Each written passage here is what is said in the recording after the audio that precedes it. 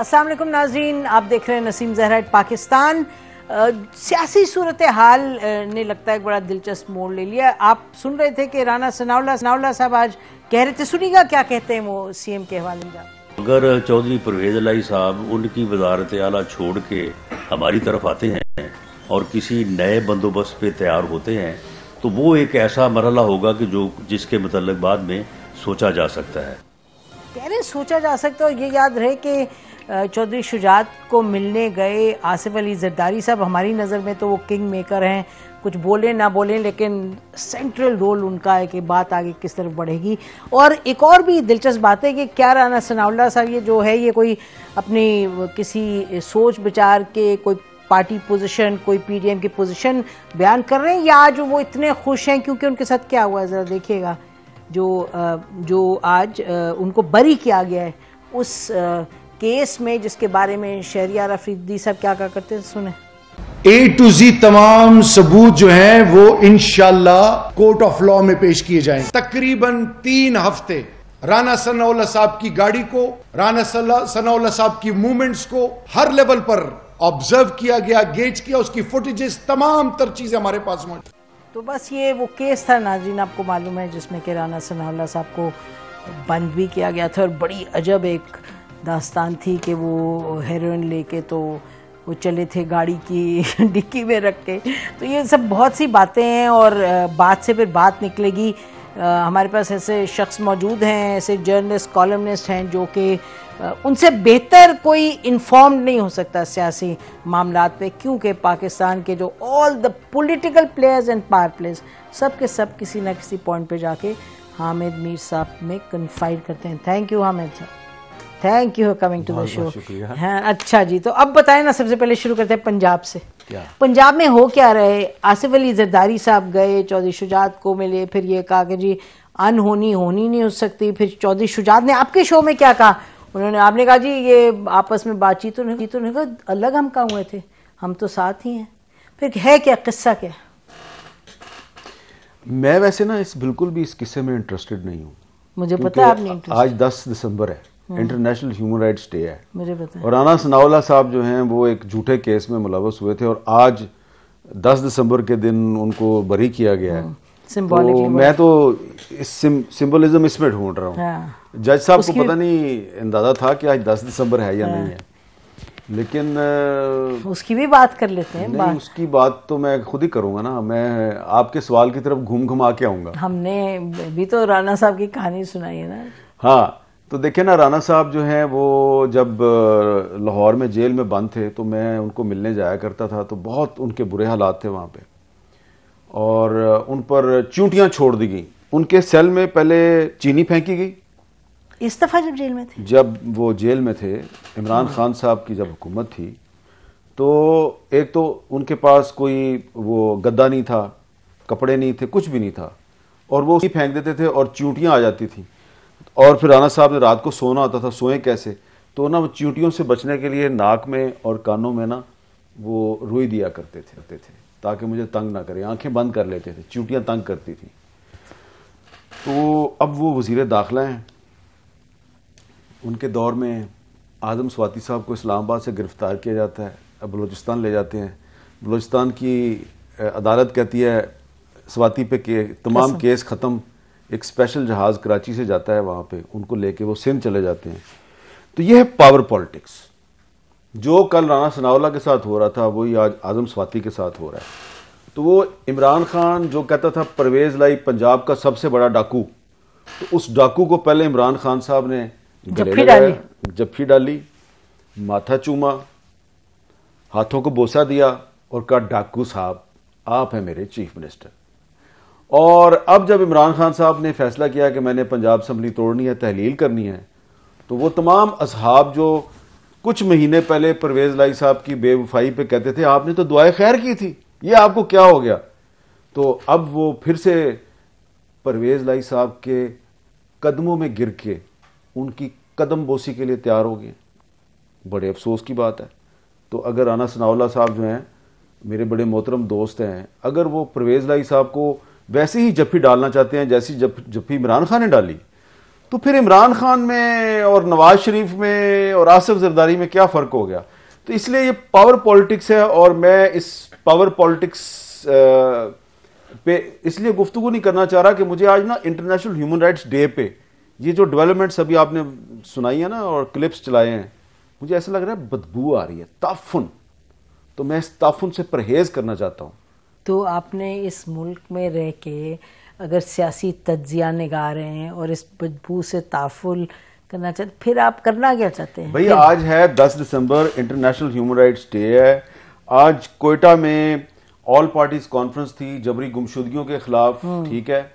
आज कराची में centre for excellence in journalism जो है वहां पे इम्प्यूनिटी के खिलाफ कॉन्फ्रेंस थी, जहां आपको बोलना था। मैं वहां पे भी बोला, मैं कोयटा में भी बोला, और भी 2-3 जगह पे मैं बोला। तो हमारा तो इशू जो है वो पाकिस्तान में इंसानी हकूक की खिलाफ वर्जियां हैं, और ये खिलाफ वर्जियां इमरान खान के दौर में भी हो रही थी, या शहबाज शरीफ के दौर में भी हो रही हैं।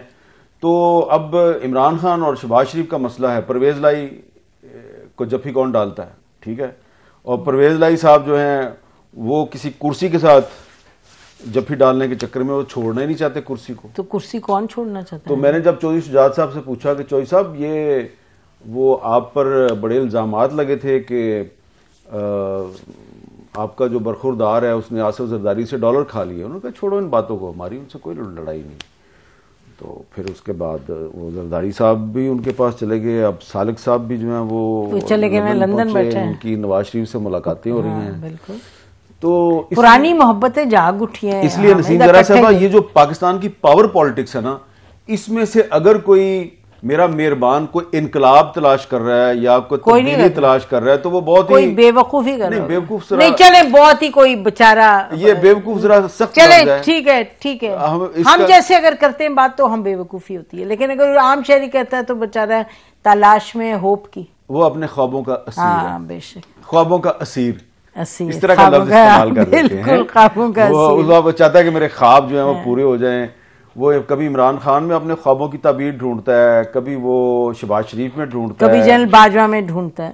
नहीं, मेरा ख्याल है जनरल बाजवा में देखे ना, नहीं ये अच्छा नहीं ये बात चले नहीं, सुन ले पाकिस्तान के किसी शहरी को ख्वाब उसका ताल्लुक किसी भी पॉलिटिकल पार्टी से है, वो इतना बेवकूफ नहीं है कि वो जनरल बाजवा में अपने ख्वाबों की वाह तो पीटीआई वाले शुरू में नहीं सोच रहे थे? नहीं हमें ये तो बाजवा साहब यू बीइंग टू जेनरस। हर दफा हर दौर में जो ऑपोजिशन में रहा है वो फौजी जो टॉप कमांड है उसके थ्रू ढूंढता रहा है अपने ख्वाबों की ताबीर नहीं, वो उसमें से अपनी सपोर्ट तलाश कर रहे थे। मैं पाकिस्तान के शहरियों की अच्छा शहरी नहीं, चलो ओके, मैं पाकिस्तान के शहरियों की इतनी तौहीन नहीं कर सकता। पावर प्ले जो सियासतदान है वो तो ढूंढते हैं ना उनके थ्रू, वो तो ढूंढते हैं फौजी टॉप कमांड कुर्सी नजर आती है ना उसमें, ठीक है। ख्वाबों की ताबीर तो नहीं है। हाँ सही, ख्वाबों की ताबीर एक बड़ी अच्छी चीज है। क्यों? जब इमरान खान साहब का बहुत करीबी रिश्ता था सियासी जनरल बाजवा के साथ, तो जो पीटीआई के लोग थे वो भी तो कसीदा गोई करते थे ना। कसीदा गोई करना और बात है, लेकिन ख्वाबों की ताबीर और चीज है। तो फिर कसीदा किस लिए पढ़ रहे थे? ख्वाब ही को आगे ले जाने के लिए पढ़ते हैं ना। वो चाह रहे थे कि हम इनकलाब का जो ख्वाब देख रहे हैं तो जनरल बाजवा साहब हमारी मदद करें। लेकिन देखें, बाजवा साहब को भी पता था कि इमरान खान जो है मेरी तारीफें क्यों करता है, और इमरान खान को भी पता था वो क्यों करते हैं, वो उनको सपोर्ट क्यों कर रहे हैं। लेकिन आखिर में दोनों को समझ आ गई कि हम दोनों एक दूसरे के लिए नहीं बने। और अब एक चाहता है कि दूसरे को बुरा कहो, दूसरा चाहता है पहले को बुरा कहो। हमें अगर सच बोलना है तो दोनों की और सबकी तनकीद करनी है जो नहीं आप इनहराफ करते हैं। आप तनकीद करें, लेकिन जो है ना, मैं अपने मौकफ को बार बार दोहराऊंगा, पाकिस्तान का कोई शहरी इतना बेवकूफ नहीं है कि वो बाजवा में अपने ख्वाबों की ताबीर ढूंढे। बाजवा साहब जो है उनके पास ताकत थी और ताकत को लोग सलाम करते हैं, डंडा था उनके पास, बंदूक थी उनके पास, तो इसलिए इमरान खान जैसा इनकलाबी जो है वो भी उनकी तारीफों में जमीन व आसमान के कलाबे मिला रहा था। तो उनकी पार्टी के लोग भी तो मिलाते थे ना। हाँ मिलाते थे, लेकिन तो वही तो लेकिन क्या उसके बाद फिर मुस्लिम लीग नून ने वही कुछ नहीं किया। तो मैं तो फिर आप तो फिर पीपल्स पार्टी ने वही कुछ नहीं किया। नहीं, लेकिन ख्वाबों की ताबीर तो नहीं ना ढूंढ रहे थे, कुर्सी ढूंढ रहे थे। चले ये वो लोग कहेंगे कि इसी में फंस गए, लेकिन रास्ता लोगों को नजर आता है ना कि ये रास्ता है कुर्सी पे जाने का, वो ही रास्ता ही गलत है। देखिए मैं आप क्या बताऊं लोगों को, मैं वो बता दूं जो आपने कहा था बाजवा साहब को। चल छोड़े पर आगे चले, रहने दे, मेरी बात नॉट अबाउट मी। अच्छा छोड़े। अच्छा ये मुझे बताएं कि तो अब होगा ये पंजाब में, what do you see, power politics की तो बात है और क्या बात। मैं तो कहता हूँ सीधी सीधी बात है, इमरान खान असेंबली तोड़ दे पंजाब की और खैबर पख्तूनख्वा की, और वहां पे जो फेडरल गवर्नमेंट है वो कौमी असेंबली तोड़ती या नहीं तोड़ती, छोड़ दें उसको, और इलेक्शन होने दे 2 सूबों में। तो हामिद नहीं तोड़ेंगे असेंबली, पंजाब की कैसे तोड़ेंगे? तो ऐलान किया ना इमरान खान ने 26 नवंबर को। आपको मेरे से बेहतर यू नो के नहीं तोड़ेंगे। नहीं, लेकिन उसने एक ऐलान किया ना। हाँ किया तो है, तो उस पर अमल दरामद करें ना, वरना लोग कहेंगे ये यूटर्न खान है। नहीं तो वो सीएम के बगैर तोड़ सकते हैं? कौन? Imran Khan. It has to be Parvez. देखें, परवेज लाई साहब ने मुझे कहा था, ऑन एयर कहा था कि जैसे ही इमरान खान मुझे कहेंगे असेंबली तोड़ दो, मैं 1 मिनट नहीं लगाऊंगा। तो परवेज लाई साहब जो हैं वो सब कुछ कर सकते हैं। हो सकता है कि वो मुझे लगता है कि पिंडी विंडी की बात वो ज्यादा आखिर में जाके मानते हैं। आप मेरे पिंडी तो कहती है कि हम गैर सियासी हैं और हमारा कोई ताल्लुक नहीं है सियासत से। तो जो परवेज इलाही साहब ने हम टीवी में इंटरव्यू देते हुए कहा, जब उन्होंने कहा जी आप DGISI को मिले, तो उन्होंने कहा कि जी बस नाम ना लें आप। उन्होंने ये तो नहीं कहा नहीं मिले। देखिए मुझे इस बात मुझे का भी नहीं लगता पता, है, मुझे कभी अपने आप पे हंसी आती है कि आप कहते हैं मुझे तो वो अल्फाज याद हैं जो परवेज इलाही साहब ने मुझे ऑन एयर किए थे, ठीक है, कि इमरान खान कहेगा तो मैं 1 मिनट नहीं लगाऊंगा असेंबली तोड़ने में। और मुझे इमरान खान की 26 नवंबर की तकरीर याद है कि हमने अब फैसला किया कि हम इस करप्ट निजाम से बाहर चले जाएं, तो उसने कहा था मैं असेंबली तोड़ूंगा। इमरान खान भी अपने अल्फाज पे अमल दरामद करे, परवेज इलाही साहब भी अपने वादे पे। ये तो मैं आपको लिख के दे दूं। अच्छा नहीं करेंगे? बिल्कुल नहीं करेंगे। तो मुझे कोई फर्क नहीं पड़ता, लेकिन मैं कहता हूं कि अगर तोड़ देते हैं इमरान खान, तो इसमें फेडरल गवर्नमेंट को चाहिए इलेक्शंस कि वो इलेक्शन करा दे, इसमें कौन सी बात है। लेकिन आई डोंट थिंक कि टूटने वाले ना कह चुके हैं परवेज इलाही साहब आपके इंटरव्यू के, आपसे इंटरव्यू के बाद कि भाई मार्च से पहले तो हो नहीं सकता, ये होना है वो होना है, ही सेड इट आपके इंटरव्यू के बाद। तो इसका मतलब कि जाहिर है कोई इरादा नहीं है, और आप जानते हैं इरादा नहीं, आप तो बस बात के लिए बात कर नहीं। मुझे तो जो उनके अल्फाज है ना, मैं चाहता हूँ वो अपने अल्फाज पे अमल दरामद करें कि जब मुझे इमरान खान कहेगा कि असेंबली तोड़ दो, मैं 1 मिनट नहीं लगाऊंगा। और इसके अलावा भी जो मुनस इलाही साहब जो है वो बिहाइंड द सीन जो बातें करते रहे हैं, पर या पाकिस्तान की सियासत के अल्फाज तो रेत पे लकीर नहीं। देखिए सबके नहीं है, सबको हम नहीं कह सकते, लेकिन मैं क्योंकि जर्नलिस्ट हूं, मेरा कोई पॉलिटिकल स्टेक नहीं है, ना ही मैंने शहबाज शरीफ साहब से कोई मैंने सरकारी ओहदा लेना है, ना ही मैंने इमरान खान साहब से। तो सुना आप मिनिस्टर ऑफ कुछ बनने जा रहे हैं। अच्छा अच्छा ये आप क्या चाहती हैं? मजाक है नाज़रीन। चले नहीं people who know you know. अच्छा खैर बहरहाल तो ये तो नहीं, मेरा ख्याल है कि ये तो नहीं टूटेगी असेंबली। और ये नवाज शरीफ साहब का वापस आना भी लग रहा है बेज ऑन द कार्ड, शायद जल्दी आएंगे। ये आपने एक और मेरी दुखती रग को छेड़ा। चले नाज़रीन ज्यादा रग ना इनकी दुखे, ब्रेक लेते हैं, उसके बाद वापस आते हैं। Stay with us.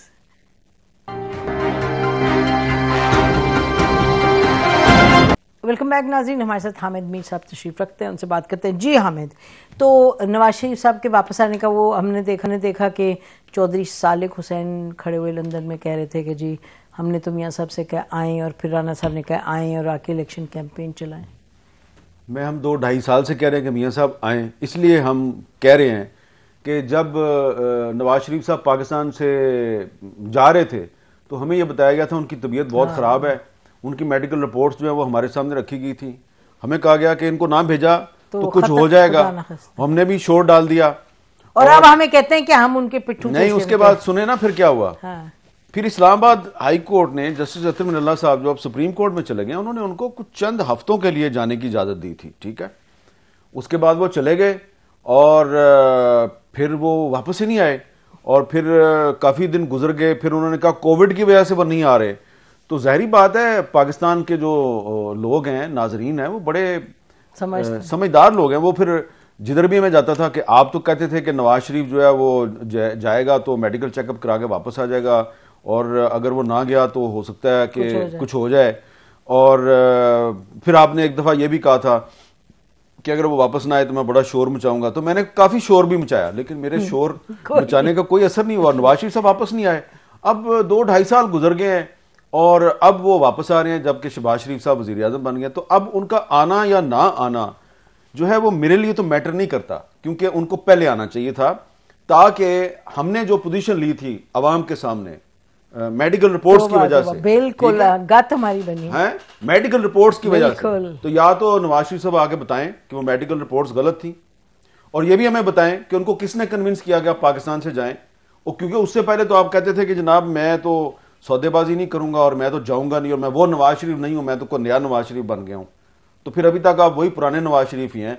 पहले भी आप मुशर्रफ दौर में भी डील करके पाकिस्तान से बाहर चले गए थे, इस मरतबा भी आप बाहर चले गए, उस वक्त भी आप हालात तब्दील हुए तो वापस आ गए, अब भी हालात तब्दील हुए हैं तो आप वापस आना चाहते हैं और हमें सुनाते हैं कि जी जलावतनियां हमारे खाते में, जलावतनियां जो है वो किसी ने तो धक्का तो नहीं दिया जलावतनी है ये, आप तो खुद गए जहाज में बैठ के, पहले भी आप जहाज में बैठ के गए थे। तो जो नवाज शरीफ साहब हैं अगर वो इसलिए वापस आ रहे हैं कि उनका ये ख्याल है कि मैं पाकिस्तान वापस आऊंगा तो 62(1)(f खत्म हो जाएगी और मेरी जो दोबारा नाअहली है वो खत्म हो जाएगी, तो वो याद रखें कि ऐसा नहीं हो सकता कि पाकिस्तान की अदालतें इमरान खान को तो आने वाले दिनों में नाअहल करार दे दें और आपकी नाअहली को खत्म कर दें। यह पाकिस्तान में सियासत इतनी आसान नहीं, जैसा कि मैंने थोड़ी देर पहले आपसे कहा था कि ये जो बातें आप कर रही हैं ना कि राना सनाउल्लाह साहब परवेज लाई को दोबारा गले लगाने के लिए तैयार है, तो मुझे ना पावर पॉलिटिक्स में से बदबू आ रही है, तफन उठ रहा है इसमें से, ठीक है ना। तो आप आए 100 दफा आए, लेकिन अगर आप पाकिस्तान वापस आते हैं तो आपकी नाअहली खत्म होती है और कोई और जो है उसको नाअहल कर दिया जाता है, तो फिर हम ये कहेंगे कि आप में और इमरान खान में कोई फर्क नहीं, कोई फर्क नहीं। उसने भी अदालतों को इस्तेमाल किया, आप भी अदालतों को इस्तेमाल कर रहे हैं और अदालतें भी याद रखें कि हम पाबंदियों से नहीं डरते, सवाल हम उठाएंगे। तो हामिद ये कहने की मतलब उसका क्या इंतजार करना है?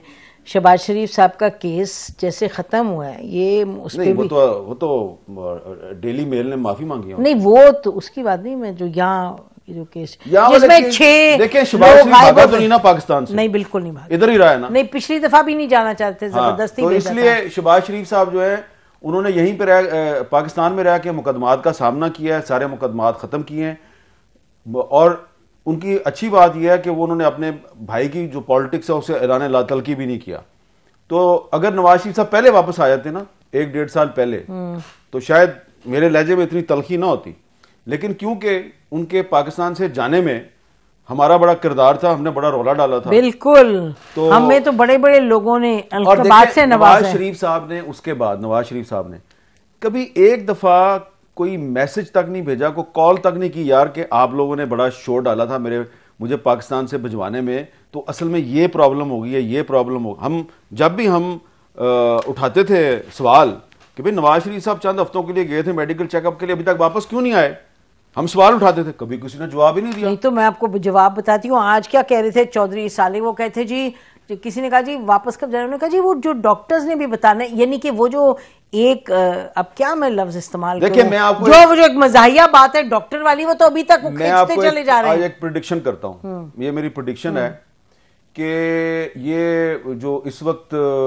लोग कह रहे हैं ना कि हम नवाज शरीफ साहब के इस्तकबाल करने की तैयारियां कर रहे हैं, वो पाकिस्तान वापस आए, 100 दफा आए, उनका अपना मुल्क है, ठीक है ना, 100 दफा करें आए बिल्कुल, लेकिन हमने तो सवाल उठाना है, ठीक है ना, कि आप ये 2.5-3 साल तक उधर क्या करते रहे, क्यों रहे आप पाकिस्तान से बाहर। और अब हमजा वो क्या नाम है उनका, सलमान शहबाज साहब आज आ रहे हैं। अच्छा जी, सलमान शहबाज साहब वापस आ रहे हैं, आते साथ ही अगर उनके केस खत्म हो जाते हैं तो उन्होंने तो माफी, और फिर नवाज शरीफ साहब भी अगर वापस आते हैं, उनके केस खत्म हो जाते हैं, तो हम सवाल उठाएंगे फिर, ठीक है ना। एक मेरी प्रेडिक्शन याद रखें, ये इमरान खान और पीटीआई जो है उसका तो बड़ा सख्त वक्त आने वाला है, वो अब इनके लिए प्रॉब्लम नहीं रहेंगे।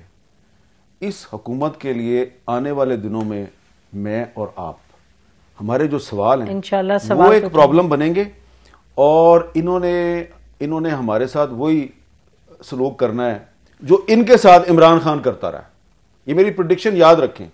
ये PMLN की गवर्नमेंट जब 2014, 15, 16, 17 में थी, 90s में भी देखा, इन्होंने पीका कानून हम पे इम्पोज किया।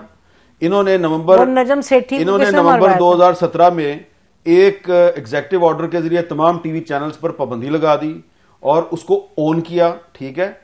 और अब ये जब आएंगे ना तो इन्होंने कहना जी वो तो इमरान खान तो घड़ी चोर था, हमने कहना हाँ वो घड़ी चोर था। तुम ये बताओ कि ये तुम पाकिस्तान से 2.5-3 साल क्यों गायब रहे? आप तो इलाज कराने गए थे ना, और हमने कहा था कि आप इलाज चेकअप करा के वापस आ जाएंगे। तो ये चेकअप में 3 साल लग गए, इसका हिसाब दो, मेडिकल रिपोर्टें दिखाओ कितने चेकअप कराए हैं आपने वहां पे, ठीक है ना। इन्होंने हमारे साथ बहुत बुरा सलूक करना है। मेरी बात आज लिख लें, अभी बहुत से लोगों को ये बात जो है ना मेरी बड़ी बुरी लग रही होगी। ये इनके लोग जो है मंसूबे बना रहे हैं, बाकायदा नाम लिख लिख के लिस्टें बना बना के कि किसके साथ कैसे टैकल करना है। पहले इसके साथ प्यार से बात करेंगे, प्यार से नहीं मानेगा इसके साथ ये करेंगे। ये टीवी चैनल ये जो है ये इधर भी चलता है इधर भी चलता है, इसको अपनी लाइन पे लेके आना है। ये टीवी चैनल ये तो अपने साथ है, ये ठीक है। ये टीवी चैनल ये दूसरी तरफ है, इसको सबक सिखाना है। लिस्टें बना रहे हैं ये लोग।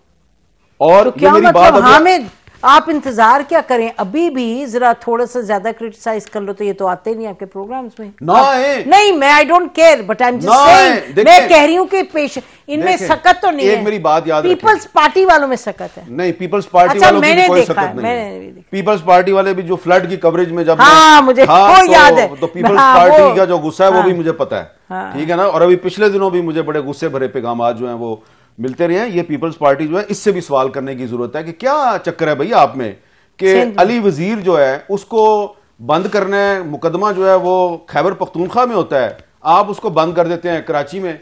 आदम स्वाति को बलोचिस्तान की अदालत कहती है कि मुकदमात खत्म, आप उठा के उसको बंद कर देते हैं कराची में, आप उसको सिंध ले जाते हैं। मैंने आज सिंध के सीएम को मैंने क्या नाम है इनका जो शर्जील मेमन को 3 लोगों को मैंने मैसेजेस भेजे कि बताएं क्या किया आपने, क्यों उठा के लिखो, किसी का जवाब तो नहीं आया। नहीं वो जवाब नहीं देंगे। तो ये जो इस वक्त जो हुकूमत है, हुकूमत का मतलब सिर्फ PMLN नहीं है, इसमें पीपल्स पार्टी पूरी तरह शामिल है। और इसमें सिंध पे तो वही है, इसमें और भी जो इनके एलाइज हैं वो भी शामिल हैं। और एक मैं आपको और बात बताऊं कि इनके जो छोटी पार्टी है ना एलाइज, खास तौर पर जो बलोच नेशनलिस्ट हैं, वो इनसे बड़े तंग आए हुए हैं क्योंकि उनके वोटों से ये हुकूमत में बैठे हुए हैं और उनका कोई मसला इन्होंने अभी तक हल नहीं किया। ये जो एनफोर्स डिसअपीयरेंसेस का मसला है, जबरी गुमशुदगियों का मसला है, इस पे अख्तर मैंगल और बाकी जो नेशनल पार्टी है और BAP है, उसको बलोचिस्तान में जो लोगों की बातें सुननी पड़ती है ना, वो शहबाज शरीफ साहब को नहीं सुननी पड़ती यहाँ पे, क्योंकि वो तो इस्लामाबाद में बैठे हुए हैं ना, और जरदारी साहब को भी नहीं सुननी पड़ती क्योंकि वो कराची में बैठे हुए हैं। तो ये अगर बलोच नेशनलिस्ट जो हैं ये इनके पीछे से हट गए तो ये किधर जाएंगे, ठीक है ना। मोहसिन दावड़ ने नहीं कह दिया उस दिन असेंबली में कि इमरान खान ज्यादा बात तो वो मोहसिन दावड़ को चाहिए ना कि आपको आप फॉरेन रिलेशंस कमेटी के चेयरमैन है, आपको बाहर नहीं जाने देते तो इस्तीफा देना। वो भी फॉरेन रिलेशंस कमेटी से क्यों चिमटा हुआ है, क्यों नहीं देता इस्तीफा? ये जो है ना डबल स्टैंडर्ड, उसको भी खत्म करने चाहिए। पॉलिटिकल कि अली वजीर का प्रोडक्शन ऑर्डर जारी करते हैं स्पीकर नेशनल असेंबली, अली वजीर को नेशनल असेंबली में प्रोड्यूस नहीं किया जाता और मोहसिन दावड़ साहब एक सरकारी ओहदे को जफा डाल के बैठे हुए हैं। बिल्कुल ये कॉन्ट्रडिक्शंस है। नाज़रीन ब्रेक लेते हैं, ब्रेक के बाद आते हैं। आज किसी की खैर नहीं लगती, स्टे विद अस।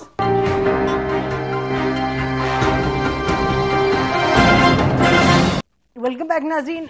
सियासत में बहरहाल जो फौज की टॉप कमांड की एक अपनी रही है मुदाखलत, उस पर हम बात हमेशा करते रहे, लेकिन पॉलिटिशियंस जो हैं उनमें कितना पॉलिटिकल स्टैमिना है? क्या कोई चाचा अथरू बन जाता है, क्या कोई रोना धोना वावेला डालता है फिर भाग जाता है फिर वापस? ये भी तो बहुत बड़े सवाल हैं। हामिद आने वाले दिनों में क्या एक्सपेक्ट करें? अभी आपने बात की कि इमरान खान साहब को कोई बड़ा मुश्किल वक्त है सामने, इलेक्शन कमीशन ने कहा है हटाओ उनको पार्टी लीडरशिप से, वो कह रहे हैं जी कोई ऐसा लॉ नहीं। देखिए इमरान खान साहब पे ना बहुत से केसेस जो हैं वो आने वाले हैं। देखिए कुछ केसेस जो हैं उसमें तो उनको जवाब देना चाहिए ना, जो डिक्लेयर नहीं किया था घड़ी के जो नहीं, घड़ी को छोड़े भाई, वो रियासत मदीना के अलंबरदार है ना, तो बार बार एक केस जो है वो कभी इलेक्शन कमीशन में आता है, कभी वो कोर्टों में आता है, तो पहले तो वो बचते रहे उस केस से।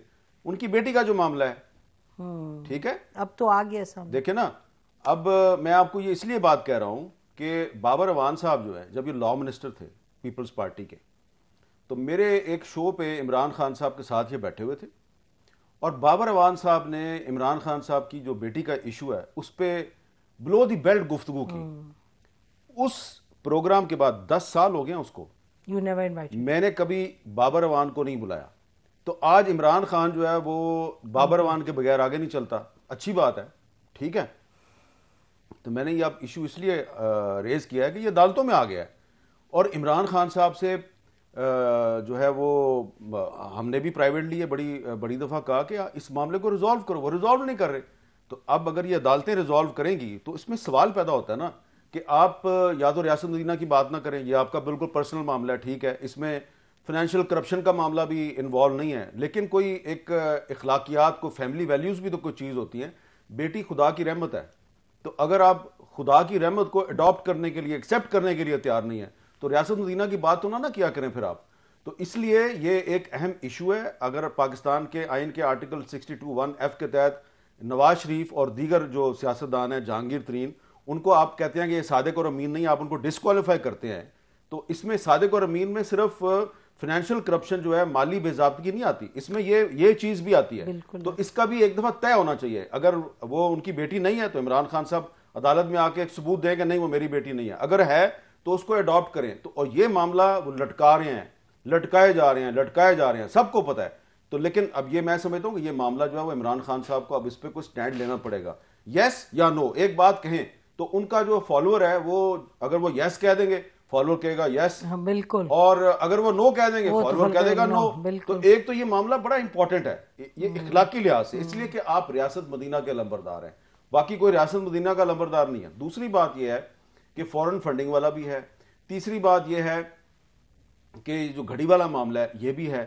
और इसके अलावा असद उमर साहब, घड़ी चोर की जो बात है ये तो गलत है, क्योंकि मतलब उनको बहसियत एक देखिए ना, क्योंकि इमरान खान साहब अपने मुखालफिन को चोर चोर कहते हैं, डाकू डाकू कहते हैं, तो जवाबी तौर पे उनको भी चोर कहा जा रहा है, ठीक है ना। सियासत ये गंद है। आप सही कह रही हैं कि उसमें चोरी तो नहीं की, ठीक है, लेकिन क्योंकि वो सियासत, हाँ ठीक है, दूसरों को चोर कहते हैं। और फिर आपने ये भी कहा था कि मैं इन चोरों के साथ बात नहीं करूंगा, ठीक है, फिर आपने इनके साथ बात भी की, विलिंगनेस भी शो की। अब आरिफ अलवी के जरिए आप उनसे बातचीत भी कर रहे हैं, चोरों के साथ, डाकुओं के साथ। और कितनी दफा, कम से कम 15 दफा आपने कहा कि चोरों डाकुओं से बात। हमें तो आपकी भी तो मुलाकात हुई थी। हाँ, मेरी भी हुई थी, लेकिन उसमें मैंने यही देखा था कि इमरान खान साहब जो हैं वो जो पब्लिकली जो बात करते हैं, तो प्राइवेट गैदरिंग में या प्राइवेट गुफ्तगू में उनका मौकफ कुछ और होता है। तो मैं ये बात इसलिए कर रहा हूं कि इमरान खान साहब पे एक मुश्किल वक्त आने वाला है, वो उसको रियलाइज नहीं कर रहे, और दोबारा से उनकी पार्टी के कुछ रहनुमा जो हैं वो इधर उधर देख रहे हैं, कॉन्टेक्ट्स कर रहे हैं। और जिन लोगों ने इमरान खान को बतौर वजीर आजम गलत मशवरे दे के उनको लड़ाया मुख्तलिफ अपने पुराने मौसनों से, अब वही लोग दोबारा जो है वो उनके आइज एंड ईयर्स बने हुए हैं, तो वो उनको दोबारा नुकसान पहुंचाएंगे। इसमें इमरान खान साहब को एहतियात करनी चाहिए। करनी है तो करो भाई, नहीं करनी तो ना करो। हमें पता है कि अगर आप दोबारा वजीर आजम बनेंगे तो दोबारा आप हम पे पाबंदियां लगाएंगे, और हमें यह भी पता है कि अगर नवाज शरीफ साहब पाकिस्तान आ गए और वो वजीर आजम बन गए तो फिर हमारे साथ वही होगा जो पहले भी आप करते रहे। लेकिन कहना मैं ये चाहता हूं कि ये जो पाकिस्तान की जो पोलिटिकल पार्टीज हैं, खास तौर पर जो 3-4 बड़ी पोलिटिकल पार्टीज हैं, ये अपने अंदर डेमोक्रेटिक कल्चर पैदा करें, टॉलरेंस पैदा करें, और सबसे पहले अंदर पार्टी के अंदर इलेक्शन करवाएं। पीटीआई के अंदर इलेक्शन फ्रॉड है, मुस्लिम लीग नून के अंदर इलेक्शन फ्रॉड है, पीपल्स पार्टी के अंदर इलेक्शन फ्रॉड है। जमात इस्लामी में जेन्युइन है, मुझे नहीं पता क्योंकि वो बड़ा सीक्रेट है। अच्छा, तो मुझे नहीं पता उसका, ठीक है ना, उसमें वो सीक्रेट मुझे उसका पता नहीं है ज्यादा, क्योंकि वो इतना सीक्रेट है कि किसी को पता ही नहीं होता उम्मीदवार कौन है, ठीक है ना। नहीं पता होता। तो इसमें मेरी बड़ी बहस हो चुकी है उनके बहुत से लोगों के साथ। लेकिन देखिए, हमें बात सही करनी चाहिए। अगर हम कहते हैं कि एक बदतरीन जमहूरियत बेहतरीन आमरीत से बेहतर है, और हम हर कीमत पे आमरीत की मुखालफत करते हैं, जो भी फौजी डिक्टेटर आता है हम उसके सामने खड़े हो जाते हैं, सिक्योरिटी एजेंसीज सियासत में मुदाखलत करती हैं, हम उसकी मुखालफत करते हैं, हमें हर तरह की मुश्किलात का सामना करना पड़ता है, तो फिर यह भी हमारा राइट है ना, बिल्कुल जिम्मेदारी है हमें, हमारी जिम्मेदारी है कि हम पॉलिटिकल पार्टी से कहें कि अपने अंदर आप जेन्युइन इलेक्शन करवाएं। आप 20 साल से कह रहे हैं। हाँ, अब आप अपने अंदर जेन्युइन इलेक्शन नहीं करवाते, लोअर क्लास और मिडिल क्लास के लोगों को आप आगे नहीं आने देते। आप पीपल्स पार्टी जो है वो 3-4 जो मिडिल क्लास के लोग हैं उनको सेनेटर बना देती है, लेकिन जब भी कहीं पे तब्दीली लानी होती है तो उसके बाद अगर एमपीए है तो उसको भी खरीदने की बातें जो है वो पीपल्स पार्टी की तरफ जाती हैं, एमएनए है तो उसको भी खरीदने की बातें पीपल्स पार्टी की तरफ जाती हैं, सेनेट का इलेक्शन आए तो वो भी सारी बातें पीपल्स पार्टी की तरफ जाती हैं। तो ये हमें बेवकूफ ना बनाए कि आपने 3-4 जो सिंध के जो मिडिल क्लास के सियासी कारकुन उनको सेनेटर बना दिया तो आप गरीबों की जमात हैं। ऐसी कोई बात नहीं है। कंक्लूडिंग सेंटेंस प्रोग्राम का कंक्लूडिंग सेंटेंस ये है कि आने वाला वक्त जो है वो पाकिस्तान के मीडिया के लिए एक बहुत बड़ा इम्तिहान है, और ये पॉलिटिकल पार्टीज जो हैं अगर इन्होंने अपने अंदर डेमोक्रेटिक कल्चर को फ़रोग ना दिया तो हमने उठाने हैं सवाल, और जब हम सवाल उठाएंगे तो इनमें टॉलरेंस लेवल है नहीं है, डेमोक्रेटिक कल्चर है नहीं है, तो इनके साथ एक दूसरे के साथ हमें खड़े होना पड़ेगा। अरशद शरीफ पे क्या ख्याल है जो JIT बनी? देखिए, जो अरशद शरीफ पे जो JIT है, हमें उम्मीद है कि वो JIT तमाम लोगों से बात करेगी, तमाम लोगों से। और इसमें मैं ये मुतालबा करता हूं कि अरशद शरीफ पे जो JIT बन रही है वो पिछले साल इस्लामाबाद में जो अबसार आलम पर जिन लोगों ने हमला किया और असद तूर के घर में घुस के उसको मारा, वो इन दोनों से भी अगर इंटरव्यू करें, इनका भी बयान रिकॉर्ड करें तो ये बताएंगे कि इस्लामाबाद में सहाफ़ियों पे मुकदमात कौन कायम करवाता है और इस्लामाबाद में सहाफ़ियों को थ्रेट कौन करता है। तो JIT को जरा पता चलेगा कि कौन लोग हैं, क्योंकि अभी तक जिन लोगों के नाम सामने आए हैं उसमें कुछ अहम लोग जो हैं उनके नाम मिसिंग है, जो कि मेरे ख्याल से असल लोग हैं। तो उन तक अगर आपने पहुंचना है तो अबसार आलम और असद तूर की स्टेटमेंट भी लें, इनको भी लें। बहुत शुक्रिया हामिद प्रोग्राम में आने का। नाज़रीन, इसी का प्रोग्राम खत्म करते हैं। खुदा हाफिज़। पाकिस्तान जिंदाबाद।